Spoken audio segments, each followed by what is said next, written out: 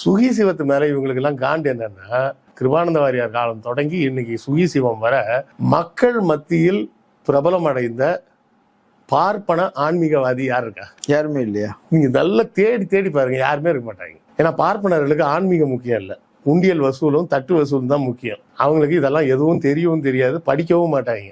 நம்ம ஊர்ல மக்கள் தப்பா நினைச்சிட்டு இருக்கிறது என்னன்னா, ஏதோ புனிதமான ஒருத்தர் உள்ள நின்று பூஜை பண்ணிட்டு இருக்காருன்னு. படிக்கிறப்பவே தெரியும் இது வந்து தேருமா தேராதான்னு. 7ஆம் கிளாஸ்ல இருந்தே குடுமையை வளர்க்க சொல்லுவாங்க.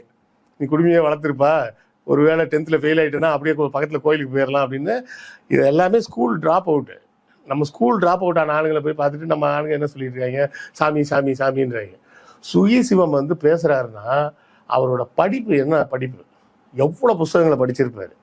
ஒன்னொன்னுக்கும் ஒரு கொட்டேஷன். அந்த புஸ்தக கம்பராமாயணத்துல ஒண்ணு, பெரிய புராணத்துல ஒண்ணு, அதுல ஒண்ணு, இதுல ஒண்ணு, எல்லா இடத்துல இருந்தும் அவருக்கு சொல்றாருன்னா அவ்வளவு ஒரு ஆழ்ந்த படிப்பு.